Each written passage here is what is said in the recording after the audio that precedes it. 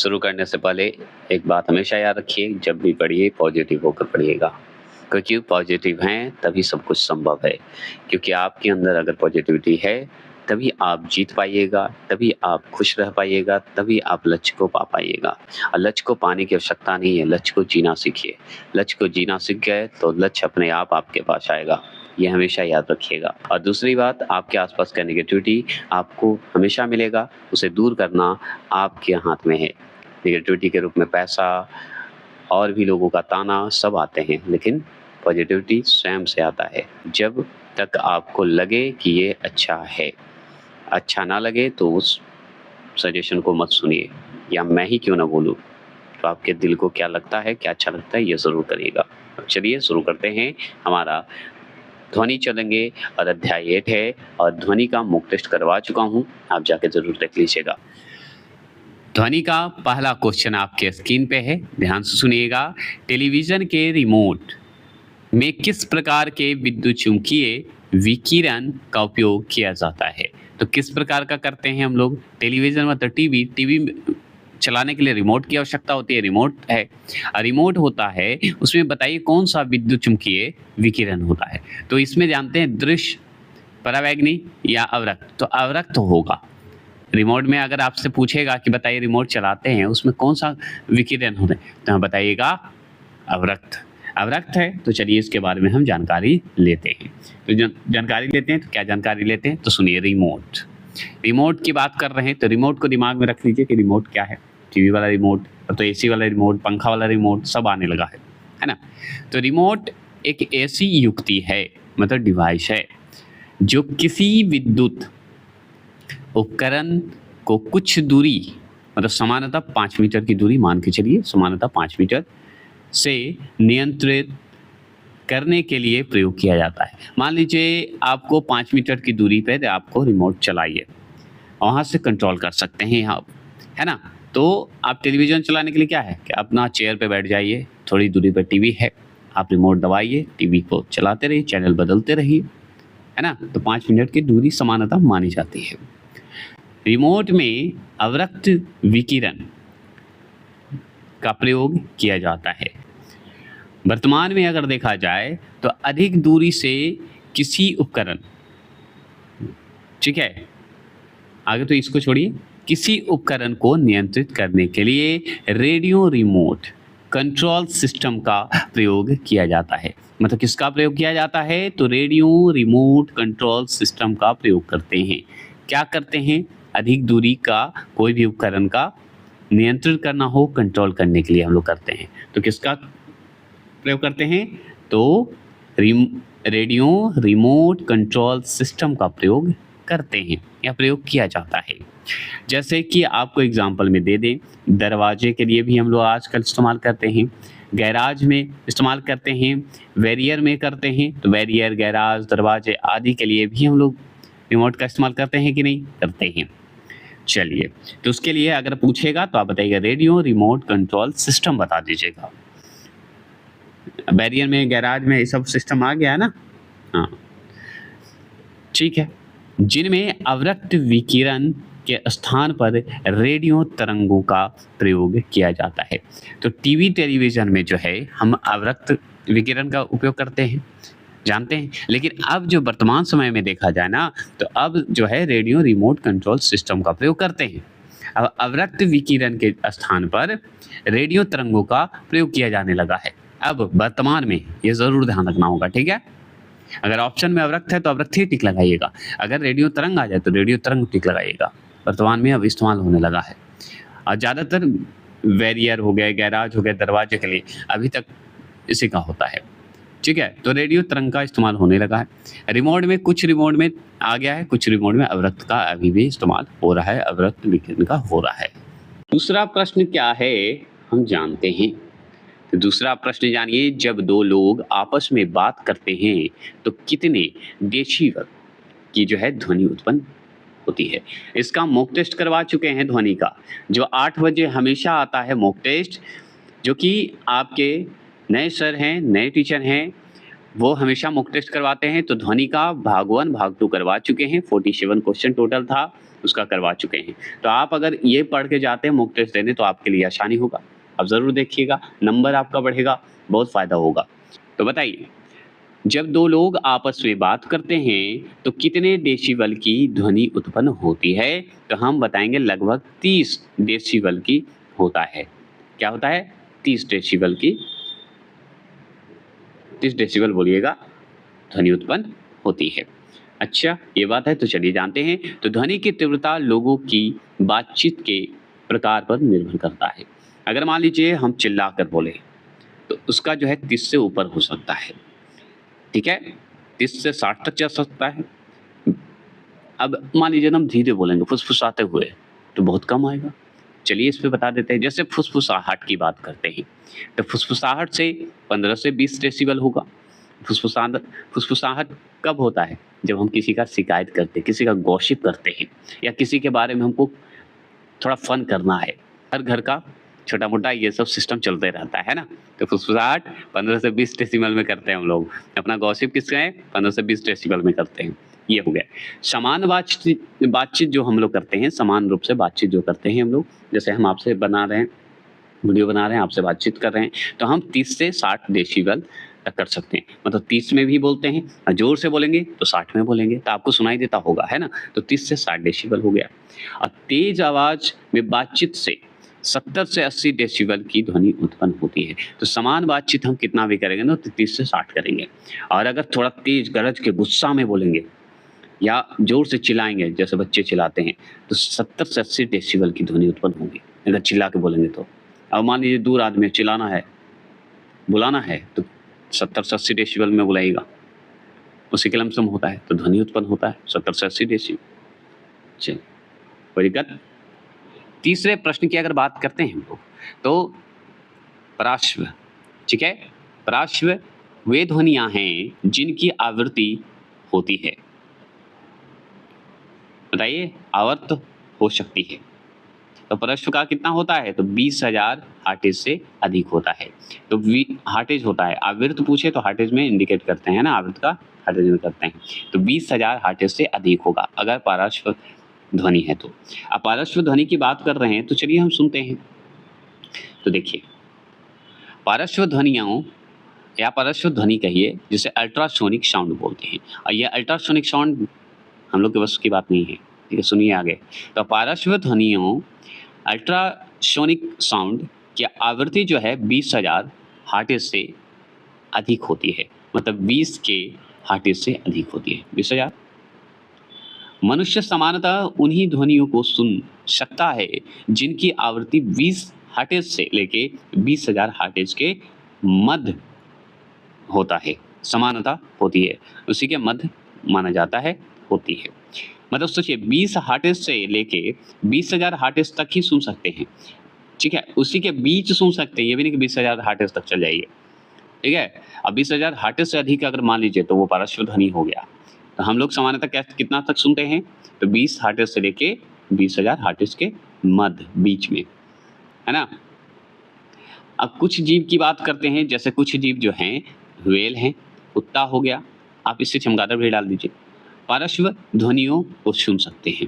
तो व्हेल मछली जो है, कुत्ता जो है, ये सब पार्श्व ध्वनि का क्या है? अल्ट्रासोनिक साउंड को सुन सकते हैं, समझ सकते हैं, उनमें पावर होता है। इसलिए देखते हैं, कुछ भी भूकंप आना हो या कुछ भी ऐसा अनुभव होता है तो कुत्ता भौंकने लगता है। चौथे प्रश्न क्या है कि मनुष्यों के लिए शोर की सहन सीमा लगभग होती है। तो हम लोग का शोर मतलब चिल्लाने का सहन करने की जो सीमा होनी चाहिए, कितना हम लोग बर्दाश्त कर सकते हैं, उसका लगभग होती है। कितना? तो हम बताएंगे ऑप्शन नंबर बी 85 डेसिबल। क्या होता है? 85 डेसिबल सहन करने की क्षमता, ठीक है, मनुष्यों के लिए। उससे ज़्यादा आजकल चिल्लाते हैं, मैच जो आईपीएल का हो रहा है देखिए, 125, 120, 130, है ना, चाहता है। लेकिन सहन सीमा हम लोग का लगभग 85 डेसिबल है। मनुष्यों के लिए शोर की सहन सीमा अधिकतम 85 डेसिबल तक होती है सहन करने की। इससे अधिक तीव्रता की ध्वनि मनुष्य के लिए हानिकारक होती है। आप 85 तक डेसिबल तक हैं तो आप सही हैं, कोई दिक्कत नहीं है। लेकिन इससे ज़्यादा हम लोग जो शोर सुनते हैं 125, 120 ऐसे सुनते हैं तो वो थोड़ा सा हानिकारक होता है, हानिकारक माना जाता है। इसलिए डीजे वीजे देखते हैं बजाने पे थोड़ा सा हानिकारक प्रभाव तो पड़ता है। जो ध्वनि रोम कोशिकाओं, हेयर सेल जो होता है हमारा बाल का जो है अंदर हेयर सेल जो होते हैं उसमें हानि करता है, ठीक है? और इसमें बुक में क्या लिखा है वो भी पढ़ लीजिए। ध्वनि रोम कोशिकाओं को अस्थायी या अस्थायी रूप में क्षतिग्रस्त कर सकती है। अस्थायी रूप में भी क्षतिग्रस्त कर सकती है, अस्थायी रूप में भी क्षतिग्रस्त करता है, तो इसलिए ध्यान रखना होगा। इसलिए कहा जाता है ज़्यादा ईयरफ़ोन भी नहीं लगाएँ, ज़्यादा बातचीत ना करें, है ना? 5वां प्रश्न क्या है सुनिए, जब सितार और बांसुरी पर एक ही स्वर बजाया जाए तो उनसे उत्पन्न ध्वनि का भेद निम्नलिखित में से किसके अंतर के कारण किया जा सकता है? बताइएगा। जब सितार और बांसुरी पर एक ही स्वर बजाया जाए तो उनसे उत्पन्न ध्वनि का भेद निम्नलिखित में से किसके अंतर के कारण किया जा सकता है? तो हम बताएंगे ऑप्शन नंबर सी, केवल ध्वनि गुणता। क्या है? ध्वनि गुणता, ये जरूर ध्यान रखिएगा, ठीक है? केवल ध्वनि गुणता। अब ध्वनि गुणता है तो चलिए हम बात करते हैं। तो सुनिए, किसी वाद्य यंत्र से उत्पन्न ध्वनि की पहचान उसकी ध्वनि गुणता के कारण होती है। तो किसी वाद्य यंत्र से उत्पन्न ध्वनि की पहचान उसकी ध्वनि गुणता के कारण होती है। ध्वनि की गुणता उसकी आवृत्ति पर निर्भर करती है। किस पर? आवृत्ति पर। आवृत्ति पर निर्भर करेगा, ये हम जानते हैं। सितार और बांसुरी, सितार और बांसुरी पर एक ही स्वर बजाए जाने की स्थिति में भिन्न भिन्न आवृत्ति की ध्वनि उत्पन्न होती है। मान लीजिए सितार पर भी हम एक ही धुन बजाएं, बांसुरी पर भी एक ही धुन बजाएं, लेकिन उसका स्वर का जो बजाया जाता है, मतलब आवाज जो बजता है, वो अलग अलग आवृत्ति में उत्पन्न होता है। और सितार का अलग धुन निकलेगा, म्यूजिक वही है, गाना वही है, सेम है, सब धुन वही है, लेकिन आवृत्ति का ध्वनि जो है अलग होगा। सितार का धुन अलग होगा, बांसुरी का धुन अलग होता है। आप सुने भी होंगे, समझ भी सकते हैं, ठीक है। इसलिए उत्पन्न ध्वनि की गुणता में भी अंतर होती है। तो क्या होती है? अंतर होता है। अतः सितार एवं बांसुरी से उत्पन्न ध्वनि का भेद केवल ध्वनि की गुणता के कारण पहचाना जा सकता है। समझ गए? तो ध्वनि की गुणता में भी जो है अंतर होता है। अब गुणता तो अलग अलग है ना, उसका गुण की अगर बात करें तो सितार का धुन का अलग गुण है, बांसुरी का धुन का अलग धुन है और गुण भी है। तो ये तो हमारी गुणता अलग अलग है, इसके कारण हम पहचानते हैं कि सितार बज रहा है कि बांसुरी बज रहा है, तो उसकी गुणता के कारण ही ना, गुण के कारण ही तो पता करता है। तो ध्वनि की गुण पर ये भी बोल सकते हैं, ठीक है। 6ठा प्रश्न की बात करते हैं।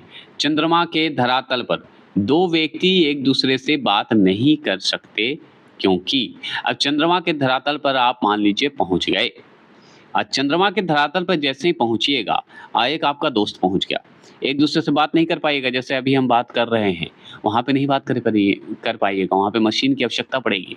क्योंकि, क्यों पड़ेगा भाई? क्योंकि ऑप्शन नंबर बी, चंद्रमा पर वायुमंडल है ही नहीं, है ना, एटमॉस्फेयर है ही नहीं, तो आपको तो जरूरी है वहां पे बातचीत करिएगा, तो कैसे पता चलेगा ही नहीं क्या बोल रहे हैं। समझिए, बहरा है, गूंगा है, ये कर सकते हैं।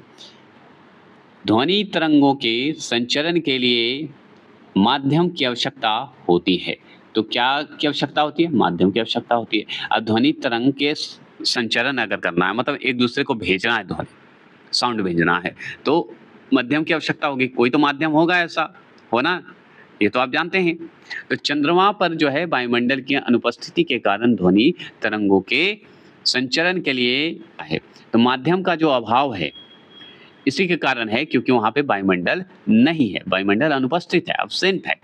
अब पृथ्वी पर वायुमंडल है, हमारे चारों तरफ तो वायुमंडल ही है, एटमॉस्फेयर ही है, इसलिए हमारी ध्वनि का माध्यम है ना, माध्यम जो बना हुआ है वायुमंडल। लेकिन चंद्रमा पे माध्यम है ही नहीं, वायुमंडल है ही नहीं, तो इसलिए वहां पे ध्वनि सुनाई नहीं देता है, अभाव है ना, अभाव होता है। अब बात करते हैं कि चंद्रमा पर दो व्यक्ति एक दूसरे से बात नहीं कर सकते। तो चंद्रमा पर दो व्यक्ति जो है एक दूसरे से बात नहीं कर सकते हैं, यही कारण है, क्योंकि उन्हें एक दूसरे की ध्वनि सुनाई नहीं देती है। ये तो सिंपल है, चलिए आगे बढ़ते हैं।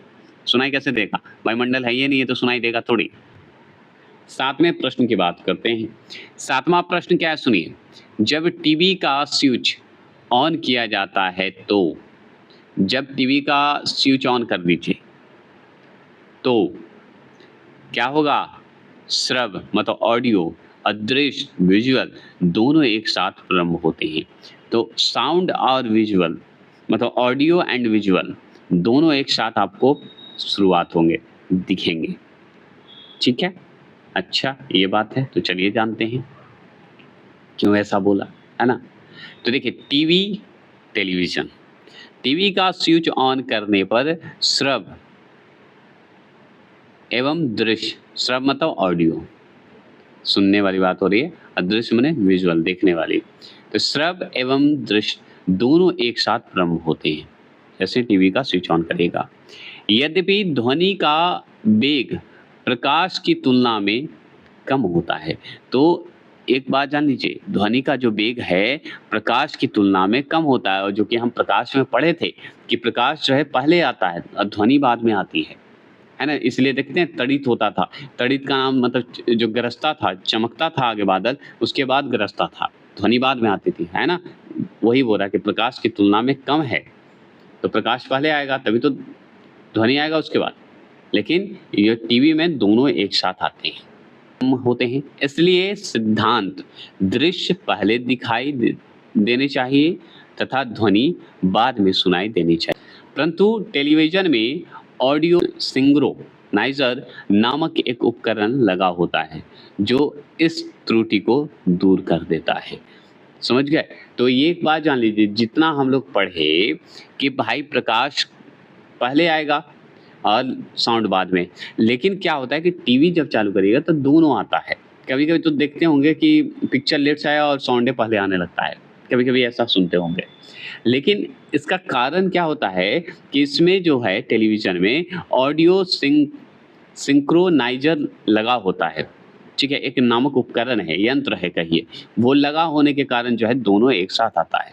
और ये जो लाइट और ध्वनि की बात करें तो इसके त्रुटि को दूर कर देता है, दोनों एक साथ आपको सुनाई देंगे, दृश्य भी और श्रव्य भी। दिक्कत नहीं ना? अब बोलिएगा नहीं। कौन सा उपकरण है? तो ऑडियो सिंक्रोनाइज़र है। आठवां प्रश्न है कि ध्वनि तरंगे। तो ध्वनि तरंगे क्या है? ऑप्शन नंबर डी, ठोस तथा गैस दोनों माध्यमों में चल सकती है।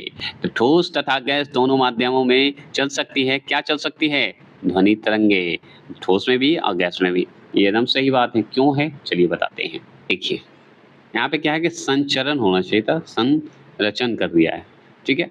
तो ध्वनि तरंगों के संचरण के लिए जो है किसी माध्यम की आवश्यकता होती है। एकदम सही बात है, ध्वनि तरंग के लिए अगर कोई ना कोई तो माध्यम की आवश्यकता होती है। जैसे हम ऊपर पढ़े कि वायुमंडल की आवश्यकता होती है ना? तभी तो और भी माध्यम है, जैसे कि बता देते हैं कि ध्वनि तरंग के लिए अगर देखा जाए तो माध्यम की आवश्यकता होती है, ये हम जानते हैं। इसलिए ये जो है ठोस, द्रव और गैस तीनों माध्यमों में चल सकती है। तो हमारा वायुमंडल अगर जहाँ पे है वहाँ पे ठोस में भी आवाज़ रहेगा ध्वनि का, द्रव में भी रहेगा और गैस में भी, तीनों में रहेगा। ये माध्यम है, माध्यम की आवश्यकता है, तो ठोस, द्रव, गैस तीनों माध्यमों में चल सकती है ध्वनि तरंग। परंतु इनकी गति जो है गैसीय माध्यम, अगर इनकी गति की बात करें गैसीय माध्यम में, गैस में, तो वायु में 332, गैस कौन है? वायु हमारा गैस है, तो कितना है? 332 मीटर सेकंड है, ठीक है? मतलब 332 मीटर सेकंड है, ठीक है? तो याद रखिए गैसीय माध्यम में कम है, तो गैसीय माध्यम में हमारा ध्वनि क्या है? कम है। द्रव माध्यम में अगर बात करें, द्रव माध्यम मतलब जल में, तो याद रखिएगा द्रव माध्यम में उससे अधिक है। किससे? गैस से अधिक है। तो गैस से अधिक है तो जल में कितना है? 1400 मीटर सेकंड है, मतलब 1400 मीटर सेकंड है, ठीक है? तथा ठोस माध्यम में अगर देखा जाए ध्वनि की बात करेंगे तो सर्वाधिक होता है। ठोस मतलब लोहा हो गए, आपके जो भी पदार्थ आपको ठोस दिखेंगे वो हमारे ठोस में आ जाते हैं, तो उसमें आवाज़ तो होते हैं। तो जैसे ध्वनि, लोहा में सबसे ज़्यादा आपको ध्वनि आपको दिखेगा, कितना? 5000 मीटर सेकंड। तो कितना होता है? 5000 मीटर सेकंड होता है लोहे में, सार्वधिक होता है तो किसमें? ठोस में। उससे थोड़ा सा कम होगा तो द्रव में, मतलब गैस में, द्रव में, और द्रव से एकदम कम होगा तो गैस में, ध्वनि तरंग। उसी तरह प्रकाश में भी पढ़े थे, निर्वात में सबसे ज्यादा होता है प्रकाश। 9वां प्रश्न क्या है सुनिए। म्यूजिक कॉन्सर्ट्स, म्यूजिक कॉन्सर्ट्स होते हैं के लिए प्रयोग किए जाने वाले हॉल की दीवारें इस प्रकार निर्मित होती है कि वे कैसी होती है? वे डी ध्वनि का अवशोषण कर सके, ऐसा बनाया जाता है। नहीं तो कान तो खराब हो जाएंगे ही, आदमी आधा पागल हो जाएगा। अब थोड़ी डिटेल की बात करते हैं। तो डिटेल क्या है कि म्यूजिक कॉन्सर्ट्स के लिए प्रयोग किए जाने वाले हॉल, अब कहाँ गवाइएगा? हॉल में ही गवाइएगा, अथवा सिनेमा घरों में। जो सिनेमा घर है वो भी आता है म्यूजिक में ही, जिसे मूवी थिएटर बोलते हैं। कि भीतरी दीवारों को ऐसे पदार्थों जैसे फाइबर ग्लास, और सही बात है, फाइबर ग्लास लगाया जाता है, मूवी में देखे होंगे, से बनाया जाता है। फाइबर ग्लास से क्यों बनाया जाता है? जो सुन लीजिए आगे क्यों बनाया जाता है वो बाद में बताएंगे। बनाया जाता है जो ध्वनि का अवशोषण कर सके। तो अब समझ में आ गया, ध्वनि का क्या करेगा? अवशोषण करता है, इसलिए फाइबर ग्लास के रूप में बनाया जाता है। कि दीवार के भीतर जो है, दीवार की भीतरी दीवारों में एक पदार्थ लगाया जाता है, मतलब फाइबर ग्लास जिसे कहते हैं हम लोग, और उससे क्या होता है कि ध्वनि का अवशोषण किया जाता है। सिनेमा घर में देखते नहीं है कि बहुत तेज होने के बाद भी बाहरी आवाज़ नहीं, बाहर का कम जाता है, बाहर जाता ही नहीं है, और वहाँ पे अपना अवशोषण कर लेता है, और जो हॉल में रहते हैं उनको भी ज़्यादा इरिटेट नहीं करता है, और देखते भी हैं। यदि ये दीवारें ध्वनि को अवशोषित ना करेगी तो ध्वनि जो है दीवारों से टकराकर प्रतिध्वनि, मतलब इको उत्पन्न करेगी। इको उत्पन्न करेगी तो क्या होगा बताइए? जिससे श्रोताओं, जो देखने वाला होता है, श्रोताओं को वास्तविक ध्वनि सुनने में असुविधा उत्पन्न होगा। जो वास्तविक जो साउंड है, जो मूवी का जो डायलॉग है, ये सब सुनने में हम लोग को असुविधा होगी। इसलिए बनाया जाता है, क्योंकि प्रतिध्वनि मतलब इको हो जाएगा, तेज हो जाएगा, बहुत तेज, या आवाज गूंजने लगेगा। ठीक है। 10वां प्रश्न क्या है सुनिए। लगभग 20 डिग्री सेल्सियस के तापक्रम पर किस माध्यम में ध्वनि की गति अधिकतम रहेगी?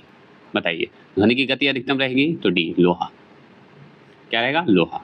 मान लीजिए दिया गया जो विकल्प है, विकल्प में जो आप लोहा पढ़े, लोहा में क्या है? ध्वनि की गति सर्वाधिक होगी, एकदम होगा भाई, 5000 के लमसम माना जाता है मीटर सेकंड। क्योंकि इन दिए गए माध्यमों में लोहे का घनत्व जो है, लोहे का घनत्व कहिए व प्रत्यास्थता कहिए, सर्वाधिक होती है। तो एकदम लोहे में आवाज जो है ज्यादा होगा, ध्वनि ज्यादा होता है, आप जानते हैं। ध्वनि की गति माध्यम के घनत्व व प्रत्यास्थता, घनत्व कहिए, डेंसिटी कहिए, या प्रत्यास्थता कहिए, के लिए क्या होता है? अनुक्रमानुपाती होता है। क्या होता है? अनुक्रमानुपाती होता है, बोल दीजिएगा। अब इसका क्या है अर्थात हम जानते हैं। तो जिस पदार्थ की प्रत्यास्थता एवं घनत्व जितना अधिक होगा, ध्वनि की चाल उस माध्यम में उतनी ही अधिक होगी। आप समझ में आया? तो सुन लीजिए, यहाँ पे जो घनत्व के लिए मैंने बोला और घनत्व का प्रत्यास्थता जो बोला, ये अनुक्रमानुपाती होता है। तो क्यों होता है? क्योंकि जिस पदार्थ से, यहाँ पे देखिए, तो जिस पदार्थ की प्रत्यास्थता एवं घनत्व मतलब डेंसिटी जितना अधिक होगा, ध्वनि की चाल उस माध्यम में उतनी ही अधिक होगी। अब जहाँ पे घनत्व की बात हो, प्रत्यास्थता की बात हो, तो जितना बढ़ेगा उतना ही ना ध्वनि का भी जो साउंड है वो अधिक होगा, ये हम जान गए। इसलिए ध्वनि की चाल सर्वाधिक ठोस में व सबसे कम गैसीय मतलब वायु में, वायु पदार्थ में होती है। तो सबसे कम वायु में। 11वां प्रश्न क्या है सुनिए। नीचे दिए गए विकल्पों में से किसमें ध्वनि आर पार नहीं जा सकती है? तो नीचे दिए गए जो विकल्प है उसमें बताइए ध्वनि आर पार नहीं जा सकती है। तो हम बताएंगे निर्वात में, इसमें तो लाइट जाता है ना भाई, प्रकाश पड़े होंगे, तो निर्वात में। तो निर्वात की बात हो रही है तो चलिए हम जानते हैं। तो देखिए, ध्वनि तरंगों की संचरण है ना, संचरण के लिए किसी माध्यम की आवश्यकता होती है। एकदम बात है कि ध्वनि के लिए कोई ना कोई माध्यम तो होना जरूरी है, जैसे एटमॉस्फेयर होता है, ठोस द्रव गैस होना चाहिए। जबकि निर्वात जो है, जिसे वैक्यूम बोलते हैं, निर्वात सिद्धांत बोलिए, एक ऐसा स्थान है जहाँ किसी भी माध्यम की उपस्थिति नहीं होती है, कोई भी माध्यम की उपस्थिति नहीं होती है। तो यहाँ कहाँ से जाएगा? पानी में जाएगा, लोहा में, वायु में, इस समय साउंड सुनाई देगा। लेकिन ये नहीं, हाँ, निर्वात में लाइट जा सकता है, प्रकाश से संबंधित है, क्यों? इसलिए निर्वात में ध्वनि का संचरण संभव नहीं है। प्रकाश का ही सिर्फ संभव है निर्वात में। 12वां प्रश्न क्या है कि ध्वनि तरंगे किसके कारण प्रतिध्वनि मतलब इको उत्पन्न करती है? तो किसके द्वारा? तो ये हमारा ऑप्शन नंबर सी, परावर्तन के कारण होता है। इको उत्पन्न करेगा परावर्तन के कारण, परावर्तन के कारण करेगा। तो चलिए, तो सुनिए, जब ध्वनि तरंगे अपने मार्ग में स्थित किसी बाधा, ऑब्स्टिकल बोलते हैं जिसे, तो बाधा से टकराती है, कोई ऑब्स्टिकल से टकराती है, कोई बाधा से टकराती है और उस बाधा द्वारा परावर्तित कर दी जाती है, मतलब रिफ्लेक्ट, परिवर्तित कर दी जाती है, तो प्रतिध्वनि मतलब इको उत्पन्न होती है। अब मान लीजिए कोई भी ध्वनि तरंग है, वो मार्ग में जा रही है, अब मार्ग में स्थित है और वहाँ पे कोई बाधा आ गया। अब बाधा के कारण टकराएगी कहीं न कहीं, और टकराने से क्या होगा कि वो परिवर्तित हो जाएगा, रिफ्लेक्ट हो जाएगा, और रिफ्लेक्ट होगा तो प्रतिध्वनि होगा, प्रतिध्वनि मतलब इको उत्पन्न हो जाएगा। ठीक है? ये हम जानते हैं। अब बात करने के लिए बात जानिए, आगे तो इस छोड़िए, आगे तो ये जान लीजिए, इसीलिए तो फाइबर ग्लास लगाया जाता है कि ध्वनि को अवशोषित कर ले, बाहर जाने ना दे, है ना? तो ये जान लीजिए। अब अगर जाने देगा तो समझिए प्रतिध्वनि है, इको उत्पन्न हो रहा है। ध्वनि तरंगों के किसी वस्तु से टकराकर परिवर्तित होने में कुछ समय लगता है, इसलिए प्रतिध्वनि सदैव मूल ध्वनि से कुछ समय बाद सुनाई देता है, इसलिए तो मूल ध्वनि से कुछ समय बाद ही सुनाई देगा। क्लियर हो गए? आगे बढ़ते हैं। 13वां प्रश्न क्या है, सुनिए। किसी ध्वनि स्रोत की आवृत्ति में होने वाली उतार चढ़ाव को कहते हैं। तो क्या कहते हैं ये बता सकते हैं? उतार चढ़ाव को कौन सा प्रभाव कहेंगे? तो हम बताएंगे डॉपलर का प्रभाव है। अगर ध्वनि स्रोत की आवृत्ति में होने वाली उतार चढ़ाव को कहने की बात होगी तो हम बताएंगे डॉपलर का प्रभाव बताएंगे। अब डॉपलर का प्रभाव है तो आगे तो पढ़ना पड़ेगा। क्या सवाल बनता है? जब श्रोता को ऑब्जर्वर बोलते हैं, श्रोता तथा ध्वनि श्रोता जिसे साउंड सोर्स बोलते हैं कि जो है सापेक्षिक गति मतलब रिलेटिव मूवमेंट जिसे बोलते हैं, सापेक्षिक गति के कारण ध्वनि तरंगों की आवृत्ति मतलब फ्रिक्वेंसी जिसे हम बोलते हैं, तो आवृत्ति तथा तरंगदैर्घ्य मतलब वेवलेंथ में परिवर्तन होता है, तो यह डॉपलर प्रभाव, डॉपलर इफेक्ट कहलाता है। तो आपसे तो मैंने पढ़ लिया, इसमें क्वेश्चन कैसे बनेगा सुनिए। जब श्रोता तथा ध्वनि श्रोता की सापेक्षिक गति के कारण ध्वनि तरंग की आवृत्ति तथा तरंगदैर्घ्य में परिवर्तन होता है तो यह डॉपलर प्रभाव कहलाता है। मतलब ऑब्जर्वर और साउंड सोर्स कि अगर रिलेटिव मूवमेंट हो और रिलेटिव मूवमेंट के कारण जो ध्वनि उत्पन्न होगा, साउंड जो उत्पन्न होगा, ध्वनि तरंग की बात हो रही है, ध्वनि तरंग की होगी तो उसकी फ्रिक्वेंसी की बात होगी और वेवलेंथ की बात होगी। इन दोनों में फ्रिक्वेंसी और वेवलेंथ में अगर परिवर्तन होगा, उसी परिवर्तन को डॉपलर का प्रभाव कहेंगे। बात खत्म। तो क्लियर हो गए? और जान लीजिए, यही कारण है कि पास आती हुई एम्बुलेंस का सायरन अधिक तीव्र सुनाई देती है, और इसलिए जो एम्बुलेंस में लगाया जाता है ना, क्या लगाया जाता है? साउंड वाला सायरन, वो ज़्यादा तीव्र होगा, जितना पास आएगा उतना तेज आवाज़ होगा, जबकि दूर जाने पर उसकी ध्वनि धीमी हो जाती है और दूर जैसे जाएगा तो धीमा हो जाएगा। यही बनाया गया है, इसी के कारण होता है। तो फ्रिक्वेंसी और वेवलेंथ में परिवर्तन अगर होता है, उसी परिवर्तन को हम लोग डॉपलर का प्रभाव कहेंगे, इफेक्ट कहेंगे। चलिए 14 प्रश्न की बात करते हैं, चमगादड़ की बात करेंगे। चमगादड़ अंधेरी रातों में उड़ सकते हैं, एकदम उड़ सकते हैं और अपना शिकार भी कर सकते हैं। इसका कारण क्या है कि चमगादड़ अंधेरे में उड़ेगा भाई? कारण क्या है? तो कारण यही है कि वे पार्श्व तरंगे निकालते हैं और उन्हीं के द्वारा निर्देशित होते हैं, मतलब डायरेक्शन उनको मिल जाता है, निर्देशित कर लेते हैं। शिकार को पकड़ने में आसानी होती है। तो कुत्ता भी पार्श्व है, सूंघ सकता है, और हमारा व्हेल भी सूंघ सकता है ना? चलिए, ये तो बात जान गए, इसके डिटेल की बात करते हैं। तो चमगादड़ जो है आगे तो क्या है, एकमात्र स्तनधारी जो है प्राणी है। फिर से सुन लीजिए, चमगादड़ क्या है, एकमात्र स्तनधारी क्या है, प्राणी है जो उड़ सकता है। स्तनधारी होते हुए भी उड़ सकता है चमगादड़। यह दिन की अपेक्षा रात के अंधेरे में ज़्यादा आसानी से उड़ सकता है। तो अंधेरे में ये आराम से उड़ सकता है दिन की अपेक्षा। दिन में तो उड़ सकता है, बेचारा अंधा होकर उड़ता है, ये कहने का मतलब है। चमगादड़ उड़ते समय क्या करता है, पार्श्व ध्वनि तरंगे उत्पन्न करते हैं। देखें, भुताहा फिल्मों में ज़्यादातर चमगादड़ को ही दिखाता है, क्योंकि इतना तेज आवाज़ से आता है कि सब लोग डर जाते हैं। तो वो पार्श्व ध्वनि निकालता है, उत्पन्न करता है। रडार द्वारा प्रक्षेपित प्रकाश तरंगों की तरह ये ध्वनि तरंगे अपने मार्ग में किसी बाधा रुकावट से टकराने के बाद श्रोता पर लौटती आती है, मतलब लौट आती है। क्या होती है, श्रोता पर लौट आती है। परिणाम स्वरूप क्या होता है कि चमगादड़ अपनी संवेदनशील इंद्रियों का उपयोग करके संभावित बाधा या रुकावट कहिए कि दिशा और दूरी का अनुमान जो है क्या करते हैं, लगाते हैं। तो अनुमान लगा लेते हैं ना भाई, है कि नहीं, अनुमान लगा लेते हैं। चलिए आगे बढ़ेंगे। 15वां प्रश्न क्या है, सुनिए। ध्वनि का वेग अधिकतम होता है।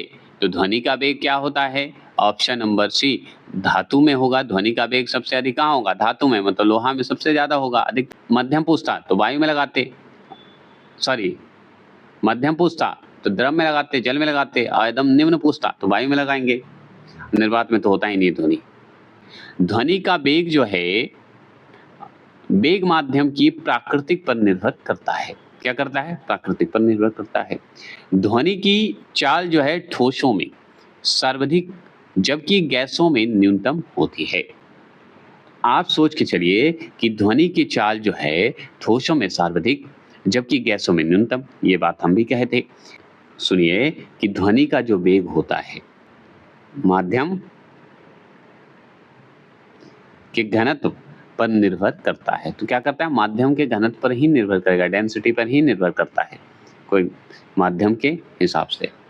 आगे बात करते हैं, अर्थात अगर बात करें, जिस माध्यम का घनत्व जितना अधिक होगा उसमें ध्वनि की चाल उतनी ही अधिक होगी। अब जिसमें डेंसिटी ज़्यादा होगा वो समझिए ध्वनि का चाल उतना ही अधिक होगा। जिसमें ध्वनि का चाल कम होगा वो उसमें भाई कम होगा।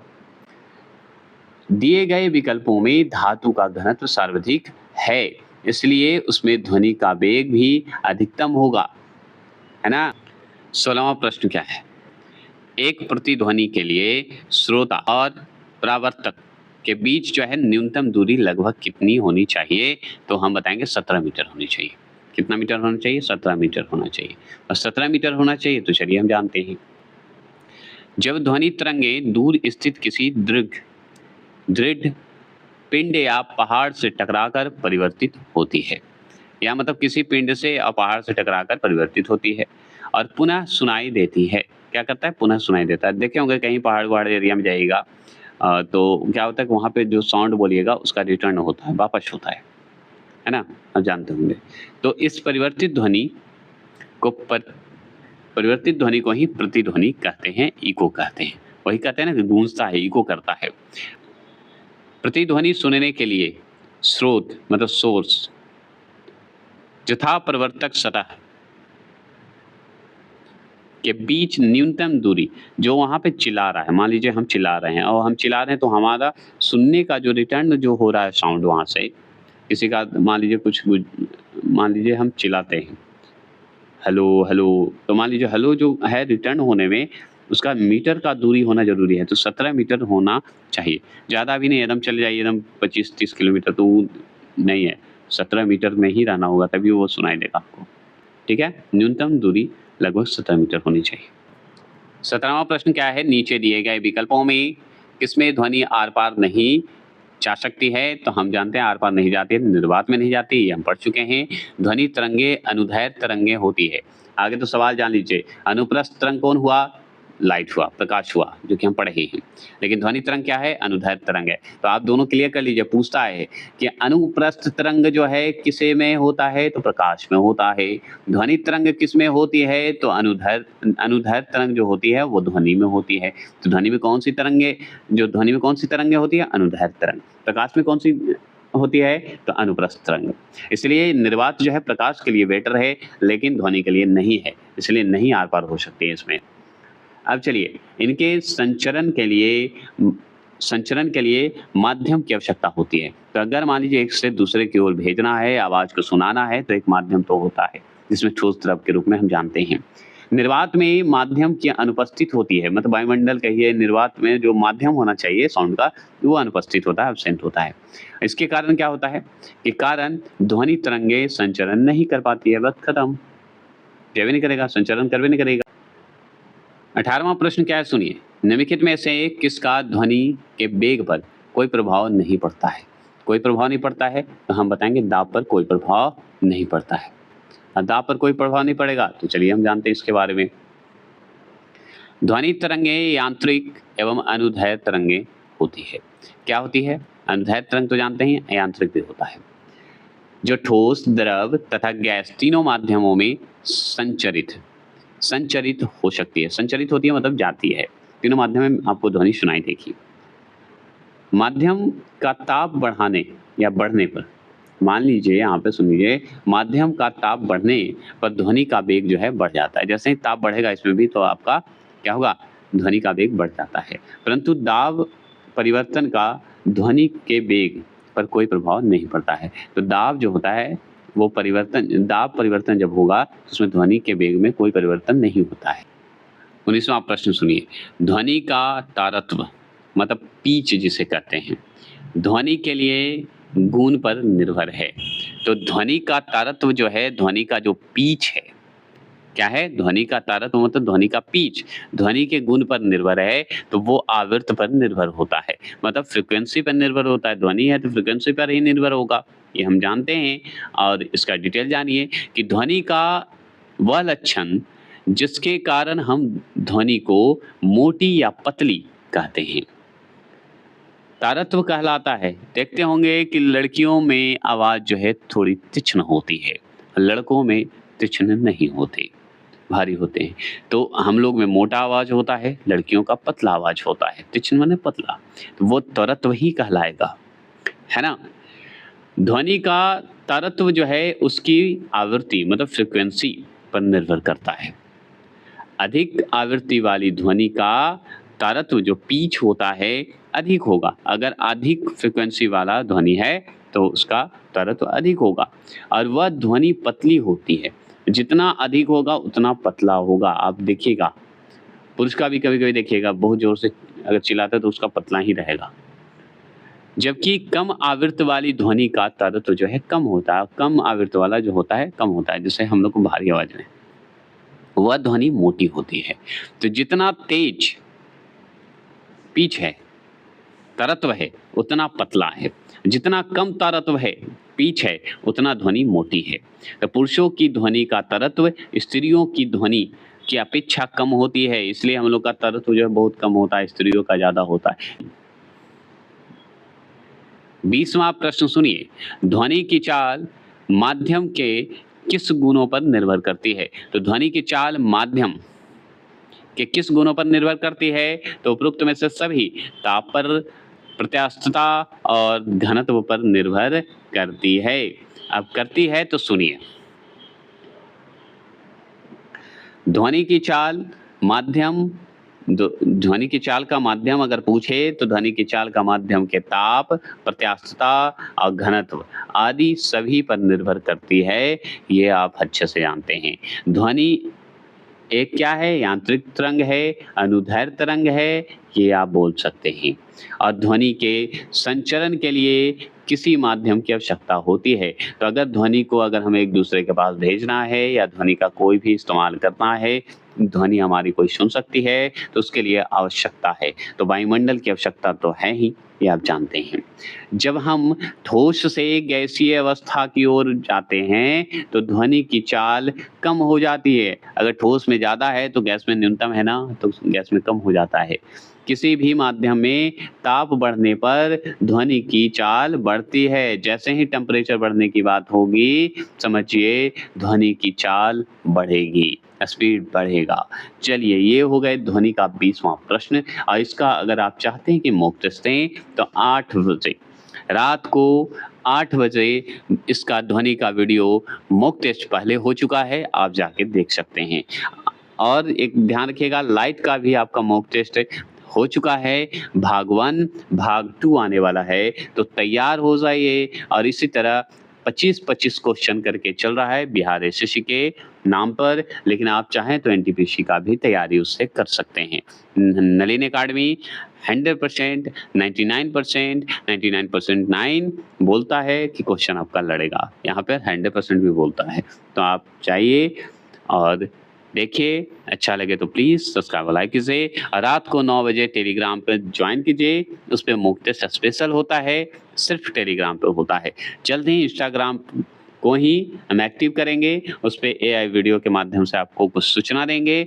वो सूचना सिर्फ फन के लिए रहेगा, मनोरंजन के लिए रहेगा, लेकिन उस पे वीडियो आएगा और कंटिन्यू आएगा। तो उस पे लेकिन अलग अपडेट रहेंगे, जो कि आपको अलग लिंक भी दिया जाएगा।